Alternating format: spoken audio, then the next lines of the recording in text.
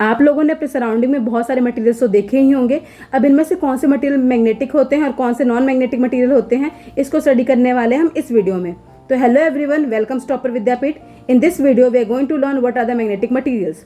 So magnetic materials are the materials which are either magnet or attracted or repelled by the magnets.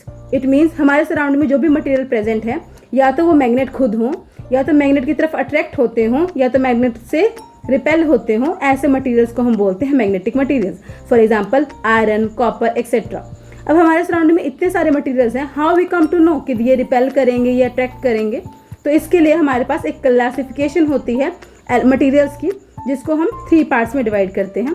वैसे तो 4 parts है, पर फिलहाल हम 3 पार्ट्स को डिस्कस करने वाले हैं इस वीडियो में।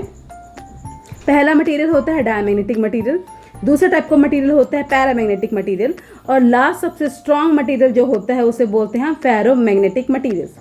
अब किन बिहाफ पे हमने इनको डिवाइड किया है उसको स्टडी करते हैं। तो पहला है डायमैग्नेटिक मटेरियल्स। वो मटेरियल्स होते हैं जिनको अगर मैं मैग्नेटिक फील्ड में रख दूं तो मैग्नेटिक फील्ड लाइंस को रिपेल करते हैं। It means they are repelled by the magnets. Similarly हमारे पास जो पैरामैग्नेटिक मटेरियल्स होते हैं वो कुछ ऐसे मटेरियल्स होते हैं जो कि मैग्नेट की तरफ वीकली अट्रैक्ट होते हैं, दैट इज एल्यूमिनियम।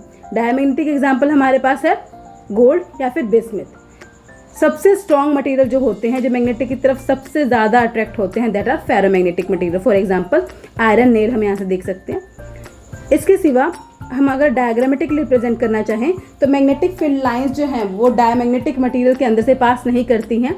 अगर मैं मैग्नेटिक फील्ड के बीच में डायमैग्नेटिक मटेरियल रख दूं तो लाइंस जो हैं वो उसमें से पास करने की जगह उसके साइड से ही क्रॉस करके निकल जाएंगी।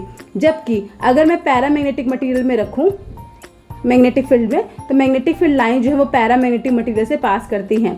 थर्ड टाइप का मटेरियल जो होता है फेरोमैग्नेटिक, उसे सबसे स्ट्रॉन्ग चीज़ बनाती है उसकी डोमेन्स।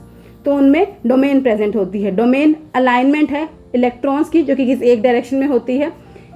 अनमैग्नेटाइज मटेरियल्स में ये रैंडमली स्कैटर्ड होते हैं, लेकिन जैसे ही मटेरियल मैग्नेटाइज होता है सारे इलेक्ट्रॉन की जो डायरेक्शंस हैं, जो भी इनके पास स्पिन होती है, वो एक ही स्पिन में अलाइन हो जाते हैं, जिसकी वजह से मैग्नेट जो है वो मैग्नेटिक फील्ड से, या मटेरियल जो है वो मैग्नेटिक फील्ड के टुवर्ड्स बहुत स्ट्रांगली अट्रैक्ट होता है। इसके पास हमारे पास और चीज़ें होती हैं, इसको हम बोलते हैं परमेबिलिटी या ससेप्टिबिलिटी।